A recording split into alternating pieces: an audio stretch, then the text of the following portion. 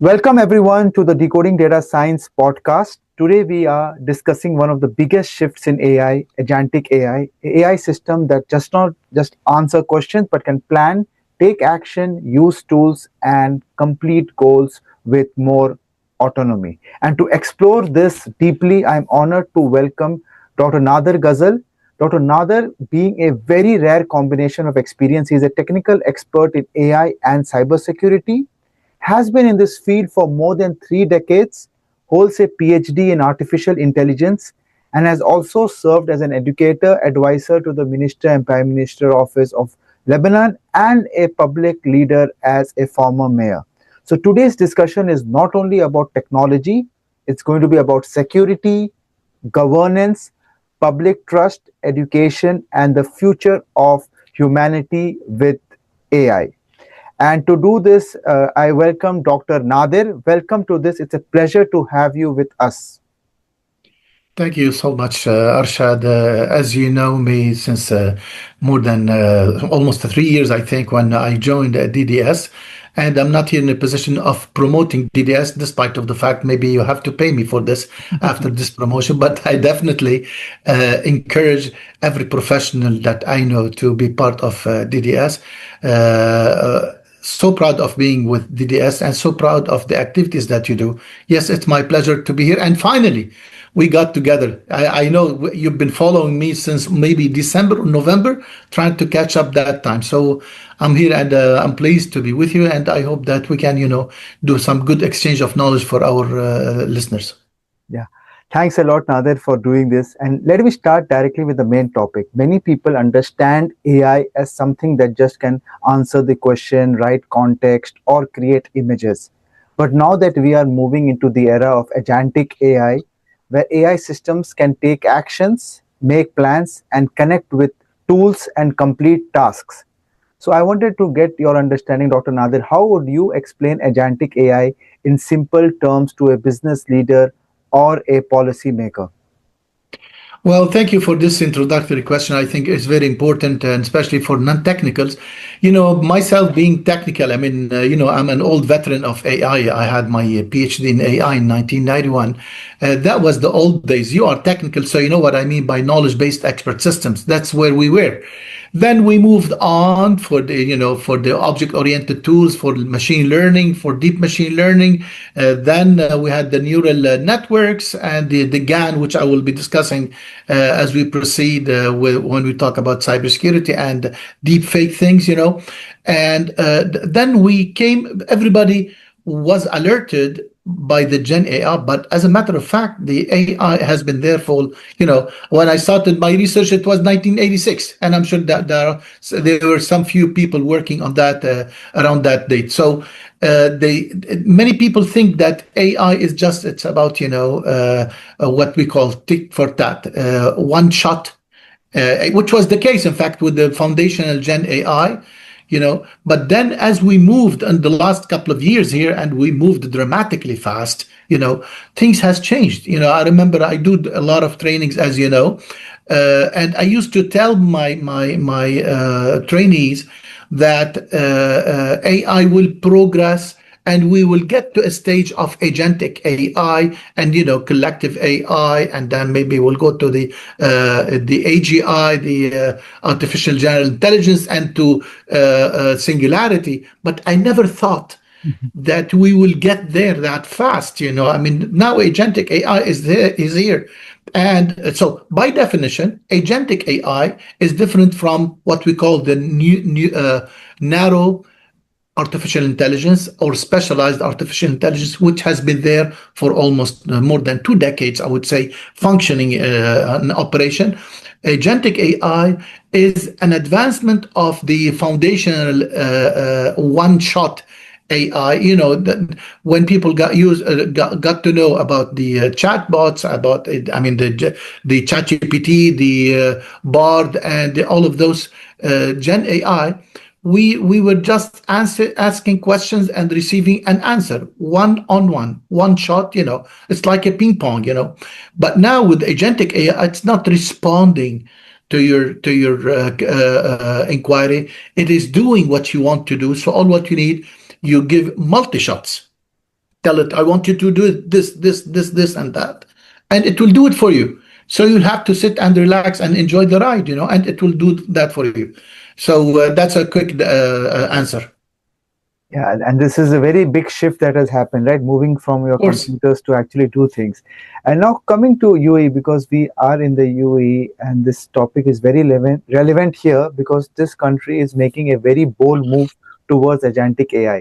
The UAE leadership has just announced a clear direction to shift a large part of government services and operations towards agentic AI within the next 2 years. And this is just not a technology announcement. There have been some deadlines, and it's a signal that governments are now thinking about AI as a part of the whole natural infrastructure. And when a country like the UAE moves strongly towards agentic AI, what does it mean for the future of government services and all of us? Oh my God, my dear Arshad. In fact, the UAE, we are all blessed being in the UAE, not because of the many bounties that we have, but in specific when we're talking about technology and advancement of AI. I mean, as I teach at Khalifa University, I receive a lot of reports, authentic reports from different international agencies. UAE is really in the lead when it comes to AI and any, high tech, emerging technologies. But specifically, when it comes to I mean, the advancement with the CEOs of AI, the chief artificial intelligence, agents in organizations as positions, the announcement of the legal. Let me take the phrase for that. The legal smart entity for reviewing all policies. This was never done in any other, is not never done in any other country. On top of that, we come to this announcement by Sheikh Mohammed bin Rashid, which is of course to Dubai for the business private sector, but also it's federal law for all of the UAE, that they are going into the transition from it's already digitalized. The government, activity is already digitalized, but now we're talking about more advancement into 50% of the transactions to be done by agents. Which means what? It means that all what you need to do is to give all of this info that you want to the AI agent, and it will do the work for you on behalf of you with the government. And I liked so much. In fact, I congratulate you on that impressive post you put on LinkedIn yesterday, which was of course part of the announcement of today's podcast. But anyways, I liked it so much, and I asked you, and you were so generous to give me that presentation when you said, and it is true, when other countries are setting strategy to implement, UAE is setting goals for implementation. I mean, this is great. I like that so much. So that what it means to the UAE residents as well as citizens and to the world. Here you go. We have a use case of agentic AI not being applied in the private sector, as in Jaril, the case that the private sector, they do the breakthroughs, they implement it, and then the government sector, they take over and they learn from it. It's the opposite. I always say when it comes to governments, and this is a report, by the way, it's not my opinion, despite of the fact that I fully agree with that report.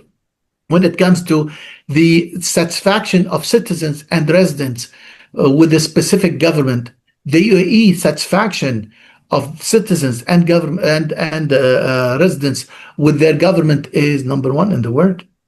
Satisfaction with the services of the government. On top of that, now we have this, the agency activity that is being declared. So I'm impressed. I'm amazed. But this is the UAE. In fact, I had a post as well about the same thing, that the UAE does it again. Yes. Yes, and just a follow-up on this, because to do all these things, as we said, that government is the trendsetter, and working here, they have a vision, and that is why UAE and Dubai are at the stage that they are right now. They're trying to adopt these technologies, and the private sector is following these things. But as we discussed, these technologies come with also a risk, because now, Yes. as you mentioned, if the AI was before, it was limited to do specific things, there were options for it to fail. But now, as the technology increases, the agents are able to go to various systems. And if some first of all, people need to understand that, as you Yeah. defined, that agents, if not developed properly or deployed properly, can be a big risk, because this is not just sitting on your system. This is connected to various softwares and can bring down a lot of things. So moving to this, your specialty and your expertise in cybersecurity, we want to understand, because it is taking a lot of new actions. It can cause new risks. And if an AI agent can access to the systems, Yeah. it can be secure systems, data, Yeah. emails, workflow, or these decision making tools, then security becomes much, much more serious. And from a cyber security perspective, and what are the biggest threats created by this agentic AI, and how can people make it safe from the start itself? Oh my God. I mean, Arshad, you threw at me many questions and you want me to answer it today? Can we have it till tomorrow? I mean, in fact, Yeah. that's very important and it is so critical. It is indeed. Well, I don't want to be skeptical, but indeed, and you know me very well. I'm a very positive. I like humors. I like throwing jokes. I like being, keeping a smile. But let's talk a bit about the challenges and about the risks that we are taking. Yes.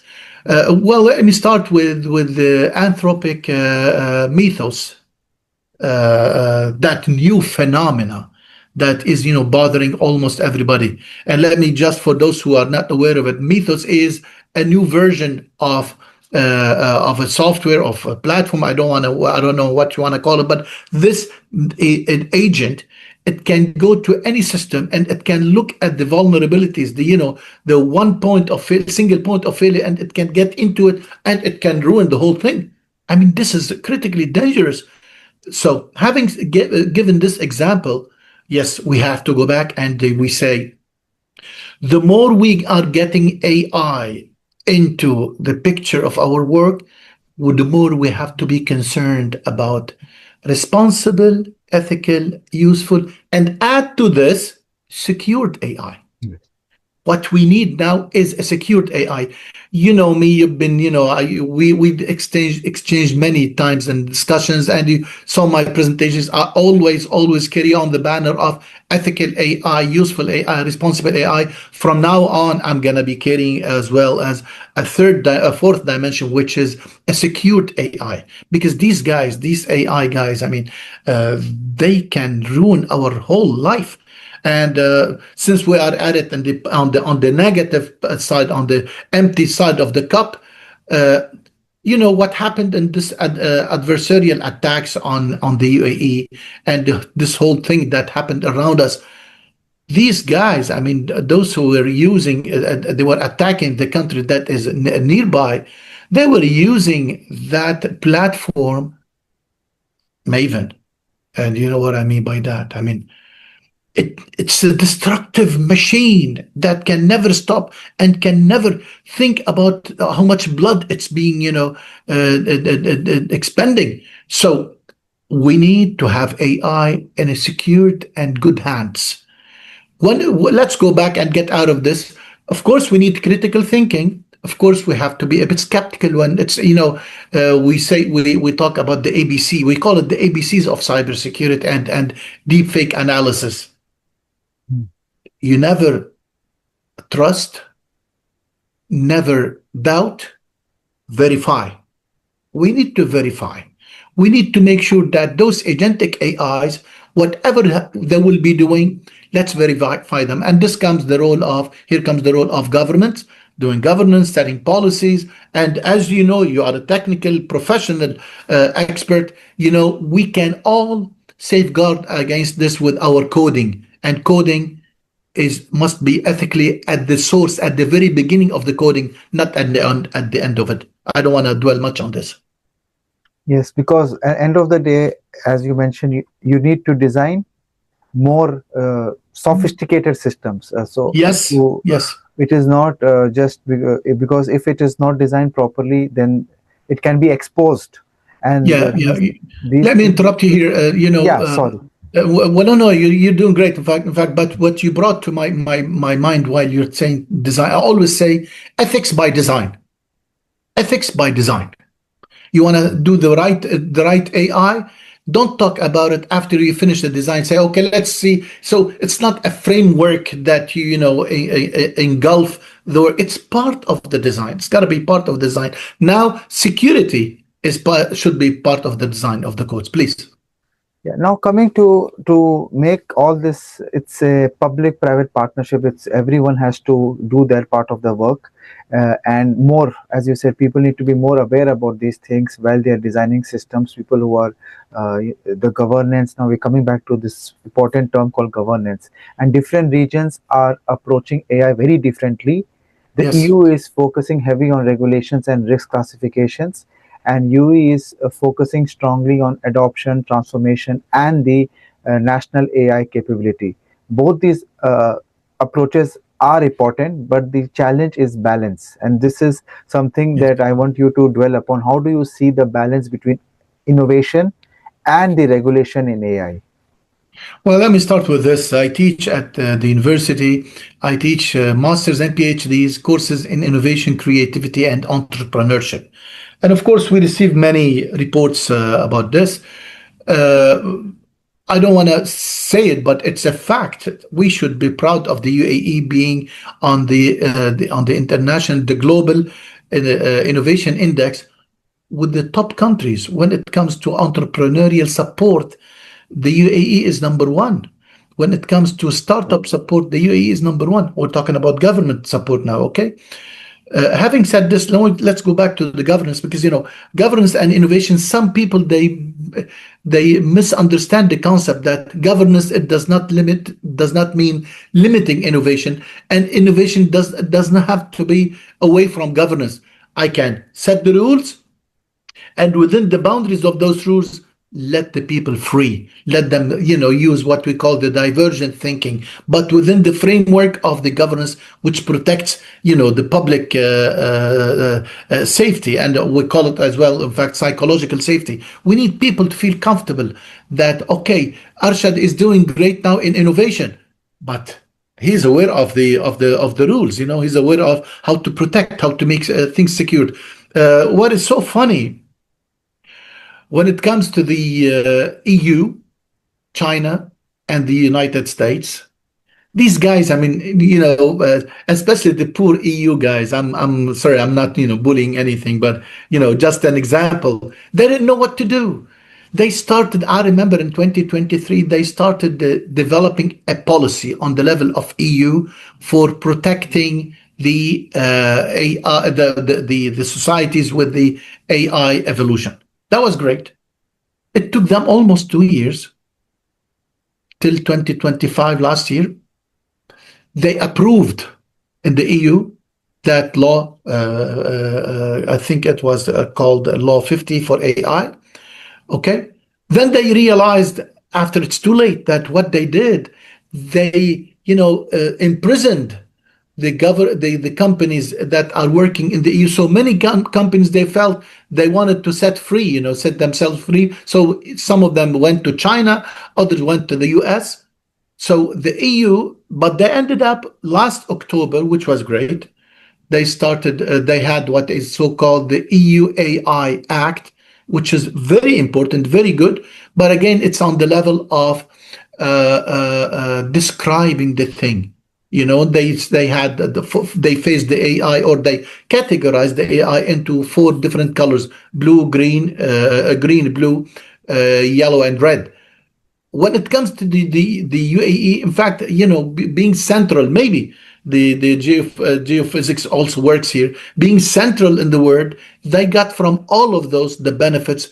The UAE, it's doing the hard work on the implementation of the technology, but as well as they are working real hard on governance and policy making. So are they keeping the balance? Meanwhile, in China, we don't know much. what's going on inside, but we see, pop-ups from time to time about a new breakthrough. The USA, they don't care much about the. In fact, last night I had I watched the news. They are starting to feel the heat. Okay, we need to stop AI from going. That we need to set some frame. But in fact, for the last 3 or 4 years, they were doing nothing but develop and go to the market, develop and go to the market. And this is really dangerous. But they started to feel the heat. So, anyways, to make it short, the UAE is keeping the balance. We need to go for implementation. UAE is not saying, it's walking the talk, and they are delivering. And of course, the governance they are working hand in hand on those sides as well. And I wanted to, one question came in my mind because a lot of people are asking me when I do workshops is, when I ask AI to create something for me, it can be a photo or it can be a content, who is the actual owner of the content? Oh, yes. And this is something that it's not easy to tell, right? When AI is creating something, or Gemini or Copilot, they have used so many things to train that particular thing, but who owns it? Who has the copyright right over it? So you have any thoughts on this? Yes, of course. In fact, I was invited to attend one of the meetings. It was in California. There were two legal entities, doing like a debate. Who is the owner? Who is liable? And they ended up with a conclusion, and I believe in that till now. We don't know what will happen, as we progress with this new evolution of AI and these emerging technologies. They came up that the responsibility as well as the ownership must be split amongst them. But what I like also, let me go back to the EU AI Act. They did a good job in there. They said they split it between the decision maker. And in fact, I had one of my interviews. I know you watch my interviews. Even I think even the Arabic interviews. I think you'll do some work on the translation. So in fact, I was asked a question about the bombardment of that little poor innocent kids, small daughters, at their schools. Who's responsible? That's a very good question. Who's responsible for the killing of maybe 163 kids? I mean, this is insane. Is it the guy who pressed the button? Is it the guy who made the algorithm? Okay, because this cruise Tomahawk, whatever that rocket is, okay, was directed by algorithm. Who is it? Who is responsible? Is it the platform, the ship, the owner? So back again, away from military bad things. In fact, it is a split. Based on that's the EU's take, and I'm convinced with that. The judge will have to sit and decide on the percentage till now, the percentage of the effect of this matter on the user, whether it's for ownership or whether it's for doing something bad, and split it between of course, the coder, second, who owns the platform, and the one that he uses it. At least we have three people or three entities that are involved. None of them has the full intellectual property. None of them has the full liability. But indeed, the three, they share, as I said, as per the EU, to my understanding, they share according to the percent of effect they inflict on the others. Yes, and because it's a very important point, because you already used that word, intellectual property. So if you want to actually have the rights over any content or anything that you have created, you have to go and get a IP, right? And that is the whole process. And again, in that IP, have you used to create AI, not used to create AI? They will ask a lot of questions, and then only they will give you the right. Then only you can go legally, you are owning any content or anything that AI is generating. Until then, it is not yours. That's true. A very important point. Now, coming to this part, right? We all talked about the challenges. We all talked about the ownership and all these important things. But we want to move away the conversation about from this fear-based. We want to talk because this is a lot of people, when they talk about AI, they talk about job losses, cyber attacks, You mentioned deep. Typical traditional concerns, yes. Yeah, and these risks are actually very, very real. We all Yes, know that. But AI yes, can also improve, as we were discussing, a lot of things like healthcare, of course, education, of course. government services, even cybersecurity, productivity, and accessibility. So I want you to give your final like the message. Like, what does AI in good hands mean to you? My dear Arshad, AI is a new era for humanity. It's a rosy era for humanity if we keep our humanity. But if people, if the bad actors, the bad hands get to it before, then we have a problem. But I believe that, and that's I like the Pareto diagram when we're talking about 80-20 rule. Let's assume that 20% of the people are bad. We have 80% of the people are good. So, and I know that the percentage is much higher when we're talking about the good guys. Okay. So, yes, AI has given us the chance to live that rosy life and beautiful living all in the surrounding, because AI has got into all of the domains, starting with what you just mentioned, the health sector. I mean, look at how AI, I was in the autism fourth international conference about 2 weeks back here in Abu Dhabi. It was an excellent one. And in fact, I'm part of the founding committee of this entity. So I was talking about AI in autism. Look at me. Myself, I'm not a doctor. And I remember once I was interviewed by BBC talking about AI and dementia. And I presented in the seventh international congress. You know me, how frequent I go to conferences. The seventh international conference on health education, talking about AI and health. AI is a great thing if we use it properly, starting with health. I mean, now, as you know, with the tools that are run and directed by AI, you can go to the cancerous cells in any part of the body, and you can just do the surgery with those cells, and without touching one cell on the side. Look how careful, how accurate we can be. We are so accurate. We are so speedy when it comes to AI. Let me shift back to the issue of job loss. Of course, any technology. It's not only AI. I mean, any technology. I mean, the wheels, when we were started, it took over some jobs of the donkeys. That's a fact. When we had the email, it took over the fax. When now we with Talabat. I mean, for those who are not in the UAE, Talabat is delivery service. Uh, with Talabat, now look at many fine, what so-called fine restaurants.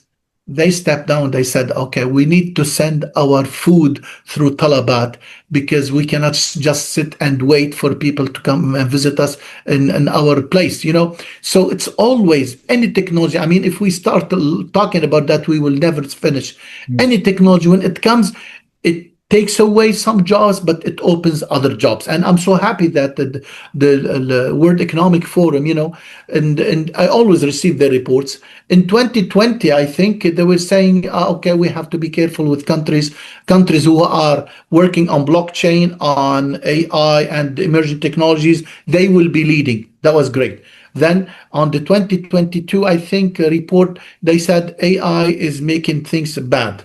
The third report, 23, 24, I think, they mentioned, oh no, 24, 25, because the last year it was great. They said that the opportunities, 85 million job will be lost. And then our colleagues from MIT, they said, okay, listen. And 1 week after, they replied to them, they said, although there were 85 million jobs will be lost by year 2030, but in fact, we will be having 116 million instead of them, a replacement. Last year, they were great. The World Economic Forum, they said AI can give a great opportunity for new jobs and for humanity. And that's what I believe. Agentic AI and any other AI it will, we will go for reskilling or upskilling. And this is the nature of things, So we don't need to be worried, but indeed, we have to be on top of our work. You cannot be, you cannot sit lazy there and say, oh, I'm not getting any job. You know me very well. I wake up and after Fajr prayer and I start working until the evening. I like what I do. So people must be engaged with learning about AI. Of course, literacy now, it's not about the understanding languages. Literacy from now on is how much you understand AI. Yes, and coming to this thing, we need talent. We need people to learn AI, and very well said. And recently, there was a Building AI Application Challenge, the 11th edition that we do every Oh quarter. yeah, oh yeah, And, perfect. and you were one of the judges because this is a culture that we want to get people actually not even consuming AI, but actually building things. And you saw some of the projects, and you were one of the judges. When you reviewed these projects, what separated a good project, the winners? And you want to share any of your reflections to the audience? Yes, of course. Well, let me share some secret here. After I went through all of them, I mean, I was confused. I mean, they were really good. They were really good. I mean, I had set a criteria with my support, my AI support. I do everything now with my AI support. And let me tell the audience there or whoever will be seeing us, please, you can use AI in every single part of your life. Even when I go traveling, and you know me, I do a lot of tourist traveling. I ask my AI agent about the best hotels, about the best tickets, the best sightseeing views, and it's amazing. It's your support there. So I did this with the classifying and sorting out which is the best. And as you remember, when I gave you my scores, they were in 9 or 7 point so and so. So it was second decimal. I didn't do it myself, frankly. I gave it to AI after I did my thing, and I told it, okay, that's what I did. What do you think? And it went, to the decimal point. They were all good. One thing that I liked so much and I gave high mark for is, in fact, the need of the customer. That's what we need to focus on. I mean, we can, flex our muscles, show, okay, I have a big muscles here, but it's just for show off. It's not that's what people want. People, they want solutions. They don't want you to demonstrate your brain. They want to use your brain for their solutions, for solving their problems or opening more opportunities. So I was looking at that from that perspective. Besides, of course, the user interface, which is very important. Again, you're providing a service to a client. So they were all talented. They were all good. I liked them so much. And in fact, I liked the whole idea from you. You remember when you told me, said, okay, I'm in. Okay, that's not the first time I'm in. And then I'm enjoying what I'm doing with you, Arshad. So yes, indeed, they were very good. In fact, they were close to excellent. Some of them, they were excellent. I mean, for those who are investors and willing to invest, some of them, they can be given some seed capital and say, okay, go ahead. And they will do it. So I'm happy. I'm pleased to be part of it. I'm happy with the results. And I'm happy for those who got, no, in fact, they are all winners. But indeed, you have to classify. I mean, the minor differences. And what I like so much, I'm an old guy, as you know me by now. I'm already 46. No, I mean 64. Okay.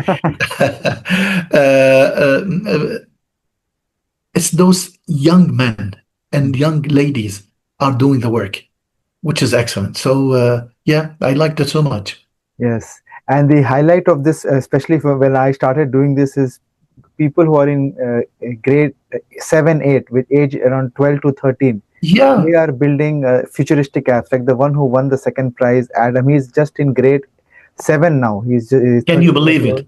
And this is a sixth challenge. And I have seen him grow, and the way he has built a full 10. He's also doing a startup now with one more company. So this is the future of Amazing. our young talent, and this is what we, Amazing. yeah, see. And Amazing. now, just to conclude everything we talked about, in the next few years, like 5, 6 years, how do you see agentic AI changing the government, business, education, and cybersecurity? Your closing thoughts on this? Okay.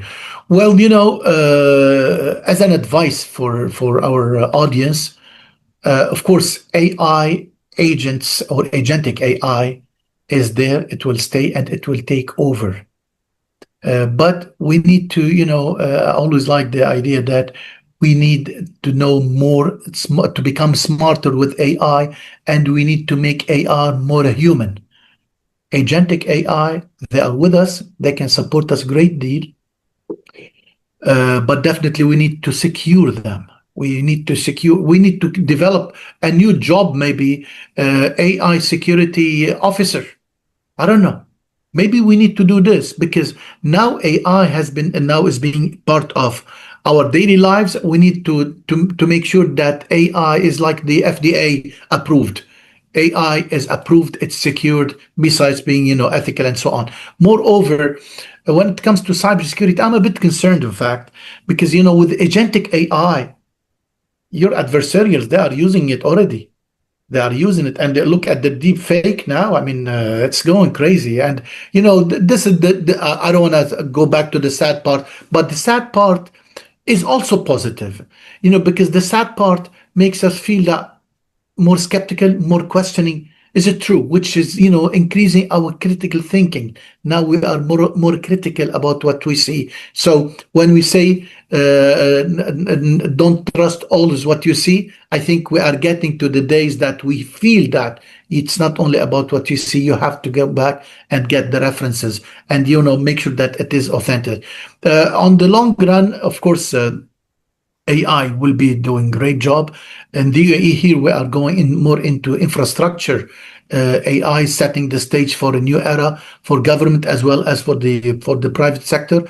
It is an opportunity, job opportunity, as well as it's an opportunity of use of the AI agents and AI, tools. Other than this, I think. The cybersecurity issues, and in fact, we are blessed as well here. The Cybersecurity Council, Dr. Mohammad Kuwaiti, you know him very well. We know him very well. They are doing a model that is being used and applied elsewhere in other countries. And let me give you just a figure. Our digital assets in the UAE is almost close to 150,000 data asset. That's a lot. In comparison, on a daily basis, we receive attacks more than this number, but we don't feel it. Why? Because we are so much, secured with our cybersecurity. The council with its tools and so on and so forth. So again, that's another opportunity, because more into cybersecurity, more cyber attacks means more job. But again, let's hope that not the agents or the adversarial beat the agents of the defenders. Yes. Dr. Nader, thank you so much for this powerful conversation. And the biggest takeaway is that AI is not simply good or bad. It depends on how we design it, govern it, of course, secure it, and use it. Let me interrupt you before you close it. Let me close it on my way. AI, it's like a knife. You can put your hand under a falling knife and it will cut it right away. Or you can have that knife and cut that birthday cake and say happy birthday. The same thing applies to AI. It's a tool that we have to use it properly, but in fact, it is indeed not any tool. It is the tool maybe for humanity that we never had a breakthrough such as this tool. So let's use it properly. Yes. Thank you again. And to everyone listening, the question is no longer whether AI will affect your field, as Dr. Nader said. The real question is, are you preparing yourself to use these technologies responsibly and effectively? Thank you for joining us, and we will see you in the next Decoding Data Science podcast. Have a great day, everyone. Thank you, Arshad. Thank you.